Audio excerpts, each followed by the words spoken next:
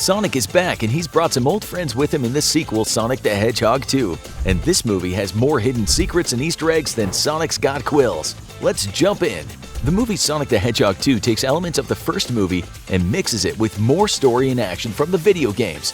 This time around, Sonic is joined by the lovable double-tailed fox Miles per Hour. Get it? Miles per hour? Anyway, you know him better as Tails, and he's voiced by Colleen O'Shaughnessy. Colleen has been the voice of Tails for about a decade across both video games and cartoons. Little did she know that her reputation preceded her when it came to another member of the cast, Jim Carrey. Remember our latest video on the first Sonic film? Jim came on board because his daughter was a fan of the video games. Colleen recalls being starstruck on meeting Carrey. According to O'Shaughnessy, "I said, 'Hi, I'm Colleen, I play Tails.' He grabbed both my hands, bent over, and went, 'I know.' And it was so sweet. He had the sweetest smile on his face, and I was like, I'm gonna cry." And I know he said something after that, and I'm sure I said things too, but I have no idea beyond that what either of us said. Carrey is returning as Sonic's exiled nemesis, Dr. Eggman Robotnik. He loved exploring the villain further, especially with the powers Robotnik gains after escaping the Mushroom Planet and stealing the Master Emerald. Jim said, "I really had fun thinking about how that could manifest with his voice, speaking like a synthesizer just because he thinks it's fun, you know? He's really messing with the people's minds and creating that gigantic robot out of the scraps of their lives. It was really a fun thing to do, really a cloud of egoic ecstasy." Did you know that the synthesizer he's talking about is a little bit of fan service? It's a reference to a YouTube video put together by Julian Bam, who had some fun at the expense of the first movie's trailer. In his version, all of Robotnik's lines were given a heavy auto-tune filter. I guess the filmmaker saw it and decided to use it as inspiration.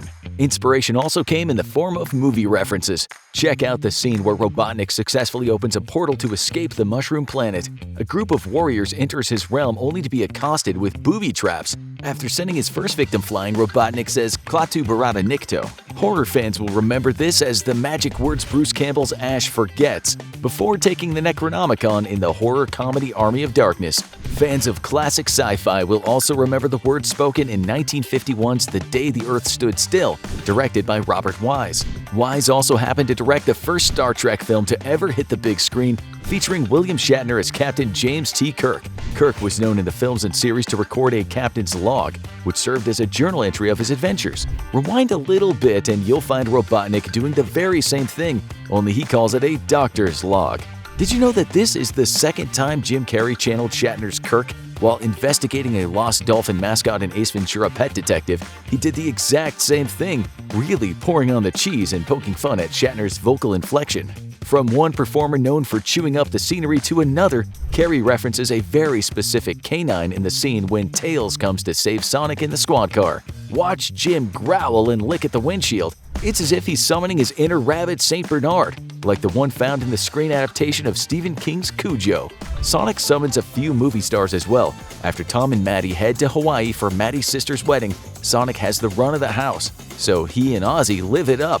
To start things off, check out Sonic's toga garb. Shades of Animal House much? Also, watch the way he slides into the shot. It's the same way Tom Cruise slid into most of America's hearts. Before he ever put on a flight suit, he was Joel Goodson in the 1983 classic Risky Business, another movie whose lead character gets into trouble when his parents are out of town. Oh, but Sonic's not done yet. He's jumping all around on the furniture while eating junk food like another famous character who was left home alone. That's right, Sonic's gone full Kevin McAllister.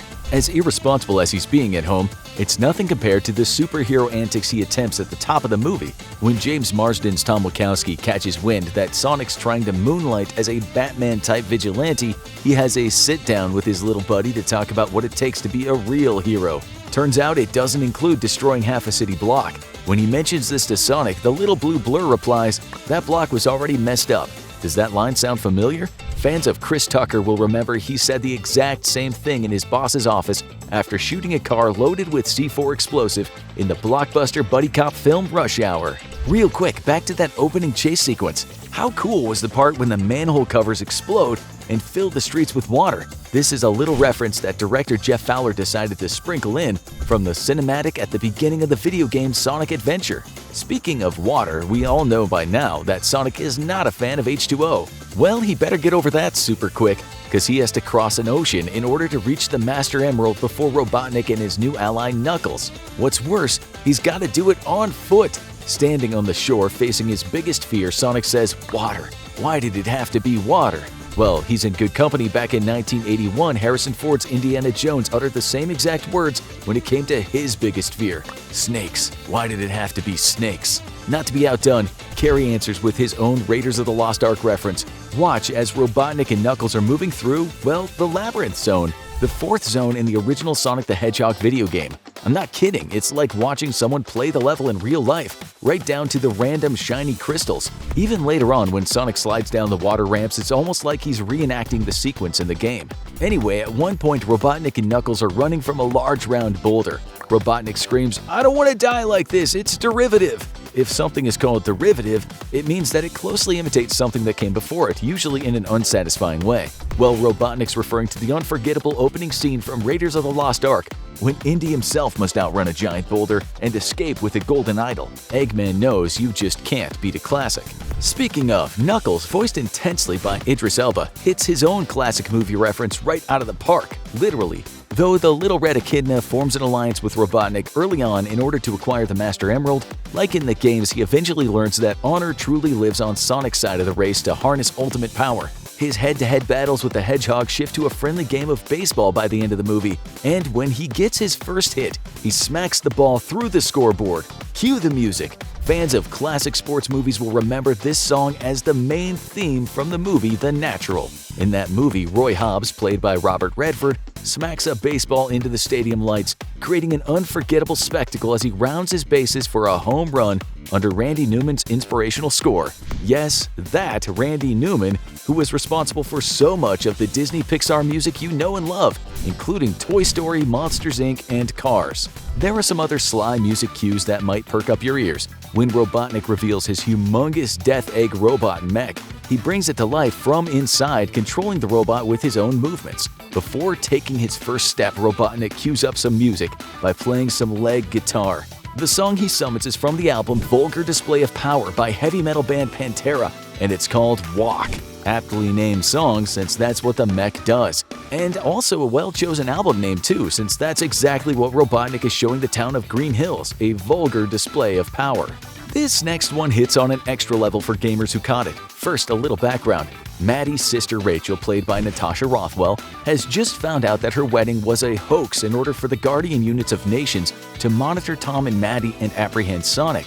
Rachel's fiancé, Randall, played by Shamar Moore, turned out to be an undercover agent. Well, love hath no fury like a woman scorned, and Rachel's out to get him for using her. Cue the music, Barracuda by the rock band Heart, off their album Little Queen. Did you know that the classic rock song was written for the purpose of revenge? Well, that puts it in the right context for Rachel, but Genesis and Saturn gamers know there's another secret meaning. The video game Sonic 3D Blast had a secret code that would allow players to select the level they wanted to play. On the controller, simply press the buttons B, A, right, A, C, up, down, A. Sure, it's missing an R, but the simple way to remember the code was the word Barracuda. Wow, talk about a deep cut. Ready for a deeper one? At one point on their quest for the Master Emerald, Sonic and Tails find themselves in a Siberian saloon where they must enter into a dance-off for their lives with one of the locals. We're treated to some music from the local band before Sonic brings the Uptown Funk. But I'm not talking about either of those tunes. Jump back to when our quilled and furry buddies first enter the bar. Sounds like the beginning of a joke. A hedgehog and a fox walk into a bar. Anyway, listen to what the house band is playing before being so rudely interrupted by our anthropomorphic little outsiders. Any kid from the 80s and 90s will recognize the tune as the Tetris song. Tetris was and continues to be a popular block-based puzzle video game that originated in Russia. Did you know that the Tetris song didn't come from the video game? It was originally a Russian folk song called Korobeiniki and was adapted from a poem of the same name by Russian poet Nikolai Nekrasov. Korobeiniki means peddler, and the story revolves around a particular peddler named Ivan who wants to marry a field worker named Katerina, but dies before he gets the chance. Tragic. Before we get too doom and gloom, let's jump back to the dance-off. When Sonic cues up Mark Ronson's Uptown Funk featuring Bruno Mars, he talks to Tails and tells him, "Just follow my moves, you'll be fine." Tails should feel right at home with this command. In his first appearance in Sonic the Hedgehog 2, Tails would accompany Sonic in single-player mode, and the AI sprite would just follow Sonic around. Although a little tip, plug the second Genesis controller into the console. You can't open power-ups, but you can control Tails' movements around the screen in single-player mode. Also, if you want, you can go into the options menu to play as Tails only in single-player mode, Sonic the Hedgehog not included. Tails helps Sonic bring down the house by materializing some holographic clones, and Sonic makes a mad leap into the air and strikes a couple of poses before coming in for a landing. Did that last one look familiar to you? The finger gun split is the same pose Sonic strikes on the cover art for the Sega Dreamcast game Sonic Adventure. You know, I taught Sonic those moves. I can do them, I just don't want to right now. It's safe to say that Sonic is quite the little mover, not just in the movies, not just in the games, but in real life as well. Ben Schwartz, the voice of Sonic, saw to that. Did you know that the actor planted a stuffed Sonic toy at Los Angeles International Airport, hoping it would be found and taken on an adventure? He left it with a kind note asking for Sonic to be taken and shared by travelers who would be willing to take PG pics with him and mark on his socks and shoes or in Ben's original letter where he'd been. Ever the pragmatist, Schwartz was aware that the plush Sonic could just be stolen and kept. In that event, he mentioned that he hoped Travel Sonic, as the doll would come to be called, brought its new owner joy. A week after Ben announced Travel Sonic on his Twitter account, it was reported that the stuffed blue blur had made it to Honolulu, Hawaii. Just getting your second wind? Because we've got more Sonic the Hedgehog 2 secrets and Easter eggs for you. Spin dash on over to our video Did You Know This About Sonic the Hedgehog 2 right now. I hope you liked this video and found some cool new details you haven't seen before in Sega's Sonic the Hedgehog 2. Make sure you subscribe to Movie Logic for more daily movie facts, trivia, and Easter eggs.